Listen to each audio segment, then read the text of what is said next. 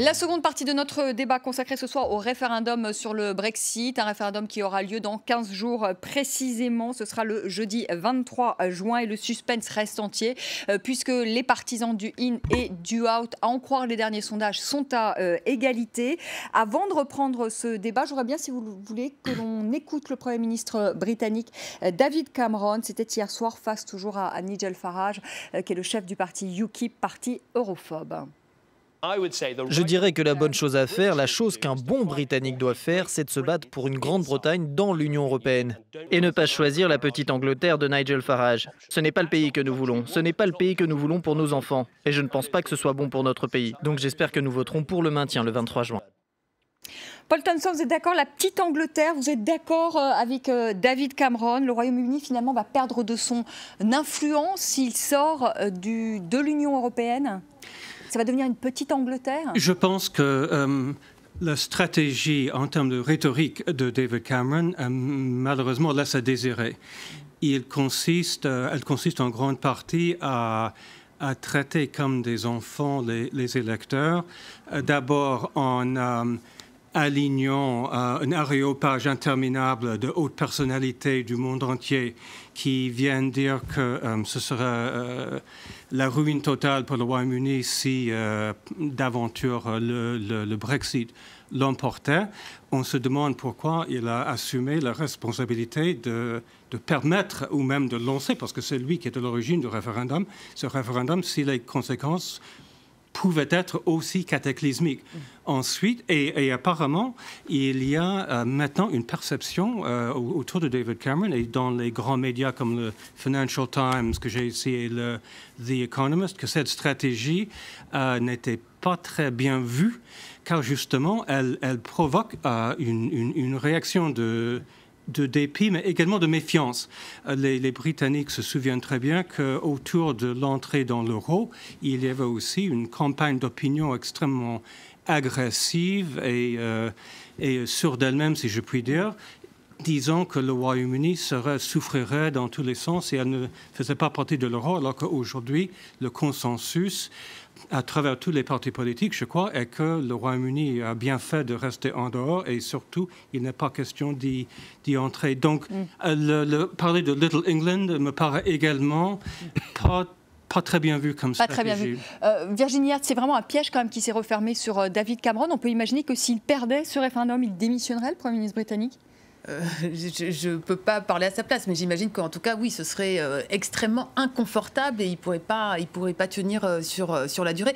Juste pour revenir aux chiffres, aux conséquences de ce Brexit, il semblerait qu'en fait, personne ne puisse vraiment mesurer l'ampleur complète de ce que signifierait un Brexit. Il y a des études ponctuelles sur tel cas, sur tel cas. Oui, qui disent tout et son contraire aussi. Tout et son contraire. Et en fait, pourquoi? Parce que d'une part, ça ne s'est jamais produit, donc mesurer, ce genre de crise ne s'est jamais produit, et donc on ne sait pas comment ça se provoquerait. Et ensuite, dans les deux camps, on instrumentalise les chiffres pour donner une dimension dramatique, ultra dramatique aux arguments, et pour montrer qu'il faut absolument voter pour ou voter contre, mais finalement, on tombe complètement dans l'irrationnel, et les médias, pour beaucoup, en tout cas les tabloïds en particulier, mais ne font pas vraiment leur boulot. Les chiffres qui sont lancés sont du domaine du n'importe quoi, y compris donc les slogans de campagne parlent de chiffres, de ce qu'on va perdre, ce qu'on va gagner, etc., qui n'ont aucune valeur. Et pourtant, c'est là-dessus que les arguments se font, que les débats se font. Oui, Patrick Martin-Genier, c'est vrai qu'on a un peu du mal à y voir clair parce qu'il y a des kyrielles d'études qui sont sorties pour savoir l'impact, notamment sur le PIB, le produit intérieur brut. Alors, il y en a certains qui disent la croissance donc, du Royaume-Uni aujourd'hui est près de 2%. C'est une croissance quand même qui reste fragile et qu'une sortie de l'Union européenne impacterait cette croissance, que le Royaume-Uni pourrait même d'ailleurs tomber en récession, et d'autres au contraire qui disent que ça doperait la croissance. Alors comment y voir clair?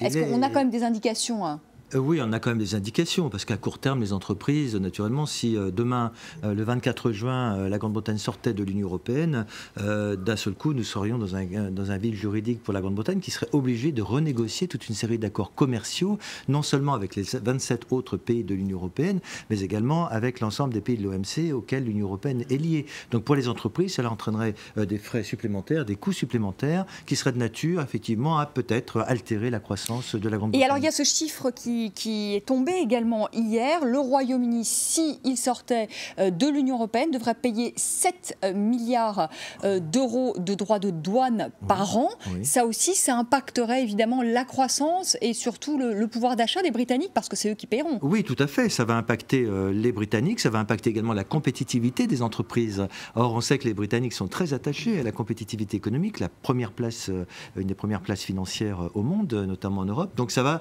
nécessairement impacter la croissance et ça relativise les chiffres de M. Farage et des partisans du Brexit qui disent que tout ce qui n'ira plus au budget de l'Union européenne reviendra dans la Grande-Bretagne. Je suivais des débats en anglais justement en Grande-Bretagne et on nous dit on va pouvoir réinvestir tout ça dans le National Health Service, donc le service national de santé. Or, on va déjà payer 7 milliards effectivement de droits pour l'Union européenne de TVA et de droits de TVA et en plus de ça effectivement donc l'aspect économique et financier ne sera pas aussi favorable qu'on le dit à la Grande-Bretagne. Toutefois, on entend des chiffres aussi étonnants les uns que les autres. On nous dit que ça va coûter 4300 livres aux contribuables tous les ans et ces chiffres sont contestés d'un côté et de l'autre. Donc on a du mal à connaître véritablement la réalité. Mais il est certain qu'à court terme, il y aura une crise financière, une récession peut-être à court terme.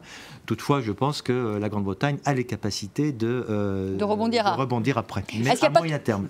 Oui, Paul Thompson. Je ne pense pas que ce soit assuré qu'il y ait une crise financière ni une récession.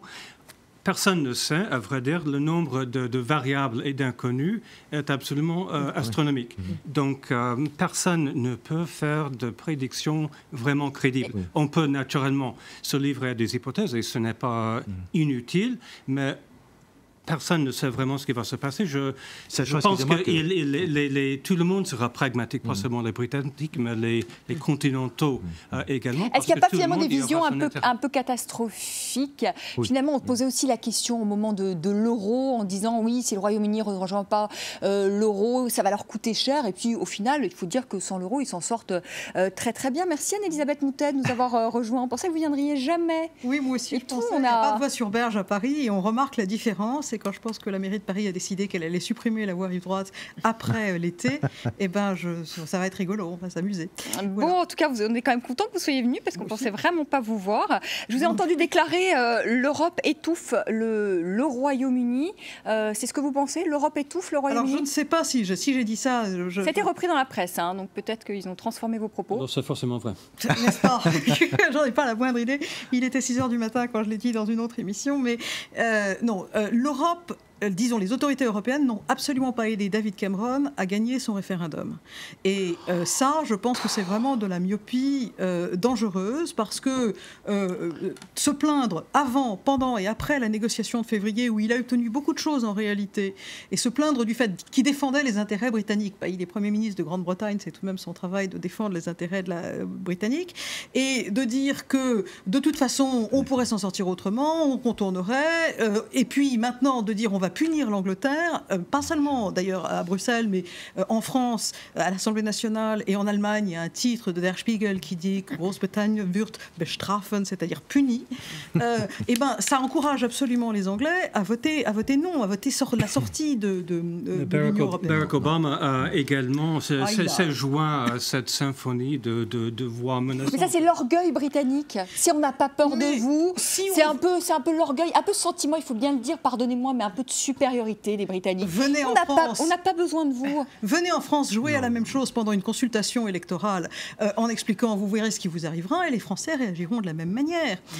Ça, c'est la première chose. L'autre chose, c'est que ce genre de bêtises a empêché David Cameron d'expliquer qu'il avait en réalité un très bon deal qu'il avait obtenu à Bruxelles et c'est extrêmement dommage qu'on ne l'ait pas aidé à faire ça. Un deal très embarrassant finalement quand même pour Bruxelles, embarrassant pour tous les autres membres parce que finalement Bruxelles a effectivement, c'est un bon deal pour les Britanniques et ça veut dire que tous les autres pourraient éventuellement réclamer la chose. Écoutez, c'est normal que Bruxelles a un problème d'image. Bruxelles la politique, c'est de la perception. La perception en politique, c'est la réalité. Si Bruxelles, à chaque fois qu'on dit c'est pas bien chez vous, ils disent allez faire 3 ans d'études et quand vous reviendrez, on vous recevra. Non, la seule manière dont Bruxelles pouvait aider l'Angleterre. Et vous dites quoi, Anne-Elisabeth Moutet? Vous dites, moi, je fais partie de ces Britanniques qui disent écoutez, ça vous plaît pas, Bruxelles, etc. Nous, moi, je suis pas à la botte aux ordres de Bruxelles. Nous, on va mener notre vie tout seul. C'est ce que vous dites. Finalement, vous êtes pour ou contre le Brexit? malheureusement, je suis contre le Brexit parce que je pense tout de même que c'est plus mauvais de sortir que de rester. Quand même. Mais en tant que Française, la France, elle a une attitude complètement différente. Nous, on signe des traités et puis quand ils nous plaisent pas, on les applique pas. On a expulsé de France quelque chose comme 160 personnes soupçonnées de terrorisme depuis 10 ans, alors que les Britanniques n'en ont expulsé que 9. Pourquoi ? Parce que les Britanniques ont respecté à la lettre les règles de droits de l'homme, etc., et qu'ils n'en ont expulsé que 9. Nous, on s'en fiche. Vous dites que les Britanniques sont très disciplinés, alors que nous, on ne les respecte pas non plus. Et par conséquent, je maintiens que oui, c'est très bien pour les gens qui ne suivent pas la loi. Et les Anglais, quand ils signent un traité, ils pensent que ça se suit. Ils ont une parole, je veux dire, les Anglais, alors que les Français, non. Denis McShane, vous vouliez réagir? Moi, j'adore l'idée que malheureusement, je dois voter contre le Brexit. Mais je ne crois pas mes oreilles. C'est pas sérieux, tout ça. En effet, toutes les études importantes sont de FMI, de OCDE, de OMC, et chaque indépendamment international disent qu'on ne peut pas considérer la sortie d'un pays du plus grand marché du monde comme un truc léger. Et en effet, si vous regardez nos exportations, ils sont quoi? Sont Nissan, sont Toyota, sont Tata de l'Inde, qui est Jaguar et Land Rover, sont Siemens, c'est Hitachi. Et 9 sur 10 banques dans la Cité de Londres sont des banques étrangères. Ils sont tous ici chez nous. Pourquoi? Parce qu'ils ont l'accès à ce marché unique avec le passeport économique qui dit vous venez vous installer en Angleterre et vous avez le droit à exporter vos services, vos produits partout en Europe. Le patron au Royaume-Uni de Toyota, qui a une très grosse opération dans les Midlands, je crois, a publiquement dit qu'en cas de Brexit, il resterait sur place au Royaume-Uni. Donc, je pense qu'il faut faire attention tous les patrons de toutes les boîtes n'osent pas la fermeture de leurs usines. C'est ridicule. Hier, j'ai parlé à 500 hommes d'affaires japonais et déjà, ils calmement de s'installer leur quartier général européen à Amsterdam. Jusqu'en cas. Et si nous sortirons de l'Union européenne, on a un énorme déficit sur le commerce, dans notre budget, 2 fois plus grand que la France. Je crains très sérieusement qu'il y aura des très sérieux problèmes. Oui, ils sont des grosses 10 conséquences à 15 économiques. à 20 ans. Grosse conséquence économique. Patrick Martin-Genier, vous êtes d'accord? Oui, enfin, moi, je voudrais réagir à ce qu'a dit Mme Boutet. Je suis en complet désaccord avec ce qui vient d'être dit. On n'a jamais voulu étouffer la Grande-Bretagne. Non, mais attendez, vous me laissez parler. On n'a jamais voulu étouffer la Grande-Bretagne. Au contraire, on est contente d'être venue, Elisabeth. Jusqu'à la limite de ce qui était raisonnablement envisageable pour l'Union européenne. Et cet accord qui a été négocié au mois de février, d'abord, il ne s'est pas traduit dans les règlements, dans les directives. M. Cameron est allé quémander quelque chose pour dire aux électeurs britanniques, voyez comme j'ai renégocié pour la Grande-Bretagne. Or, aujourd'hui, il n'a rien renégocié du tout, puisqu'il va falloir que ça se traduise en loi européenne. Et donc, par conséquent, cet accord... Mais pourquoi on leur fait des fleurs comme ça aux Britanniques? Très bien. Non, c'est pas un accord, mais ce que je veux dire par là, c'est que il est temps aujourd'hui de négocier, de tout mettre sur la table et de ne pas tout mettre sur le dos de l'Union européenne. C'est pas vrai. Aujourd'hui. Anne-Elisabeth Boutet. L'Union européenne devrait avoir le dos large. Il y a 27 personnes qui n'étaient pas d'accord avec Cameron et un seul Cameron qui discutait avec les 27. Et s'ils ne savent pas négocier quelque chose qui puisse être bien pour tout le monde, et s'ils se sentent obligés, après avoir négocié, de dire non, notre truc c'est pour du vent, et ben, vous poussez l'Angleterre à sortir. La France et l'Allemagne, Madame Merkel, qu'elle voulait, Madame Merkel et François Hollande dit qu'ils souhaitaient le maintien de la Grande-Bretagne dans l'Union européenne. C'est très clair. On peut toujours le dire. Denis McShane, vous voulez réagir?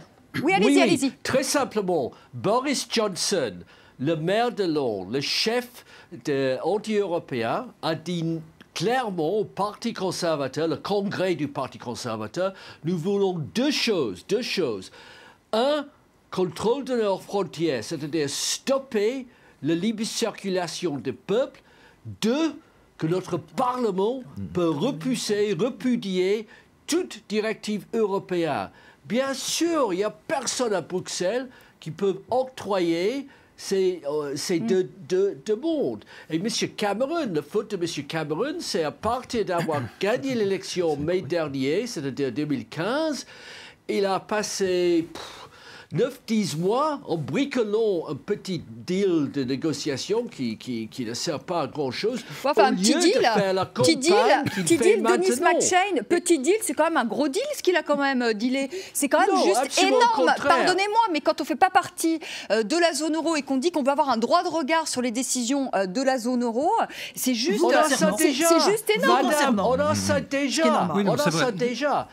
Non. Il n'y a rien qui entre dans la loi européenne. Je ne dis pas que ça ne sert à rien, mais au lieu de faire campagne, de persuader les Britanniques comme il fait maintenant depuis 15 semaines, il a passé 9 à 10 mois en faisant strictement très peu. Ce n'est pas ma reproche. Maintenant, on a une alerte, une panique sur le manque des électeurs jeunes sur la liste électorale.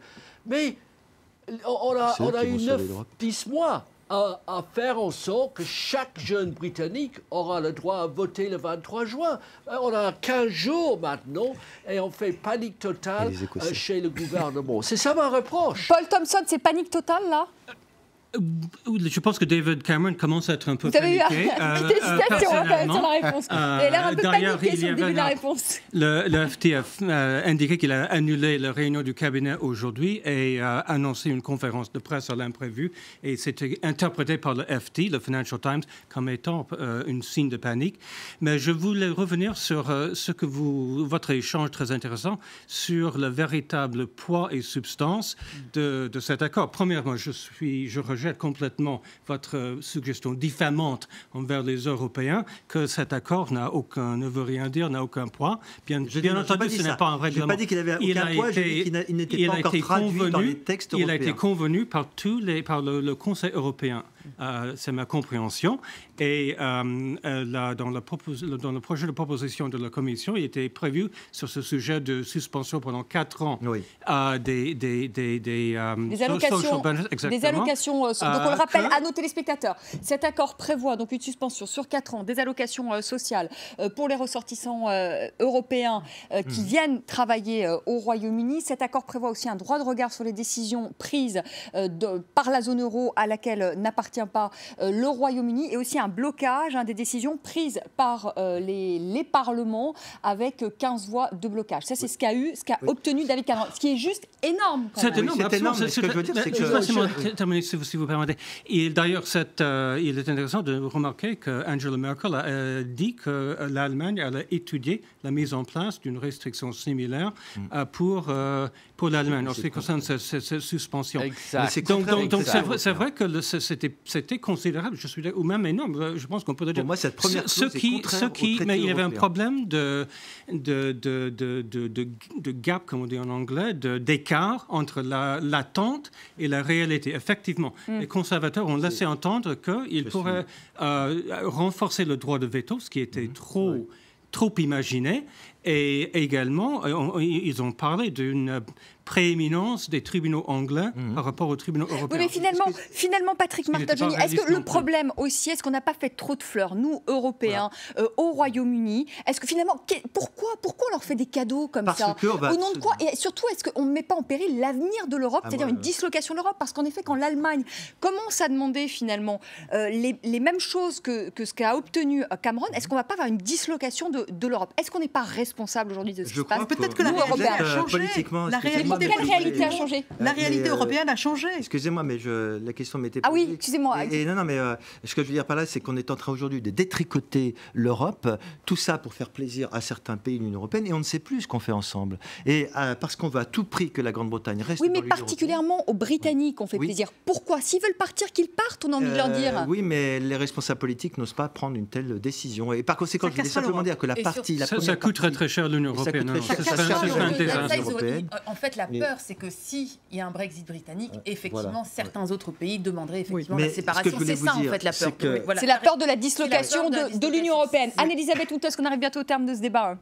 Absolument. Je pense que si vraiment il y a un Brexit, il va y avoir une dislocation européenne effective, il va y avoir un effet d'entraînement absolument exponentiel. Et dans les régions qui vont demander une indépendance et dans les nations qui vont demander des exceptions, ça sera vraiment quelque chose d'extrêmement difficile. Une dislocation aussi, on le dit, parce qu'on parle finalement de dislocation de l'Europe, mais c'est aussi une dislocation probable du Royaume-Uni, parce que l'Écosse demandera là un référendum. L'Écosse qui veut rester au sein du Royaume-Uni. Elle vient de voter différemment. Les dernières élections régionales, ça a été absolument surprenant en Écosse. On a déjà vu le reflux du succès des nationalistes. Les conservateurs sont même arrivés en deuxième position. Ce qui n'était pas arrivé depuis 50 ans. C'était très insolite.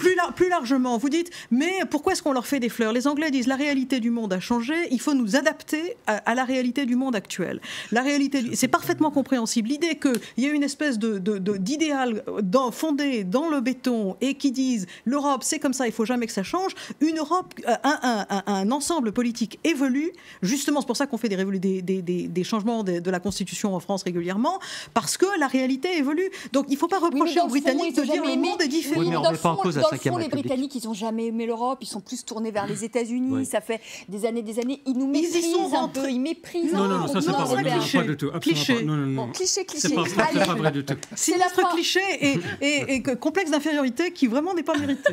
Oui, complexe de supériorité des Britanniques. Allez, merci à tous les 5 d'avoir participé à ce débat. On accueille tout de suite Laure Mannin. On aura l'occasion encore évidemment d'en parler de ce Brexit. Et d'ailleurs, nous serons le débat à Londres le vendredi 24 juin, donc au lendemain du référendum, pour commenter avec nos invités les résultats de ce référendum. Tout de suite, tout ce qui a fait le buzz sur les réseaux sociaux avec Laure Mannin. Merci beaucoup, Denis McShane, en direct de Londres.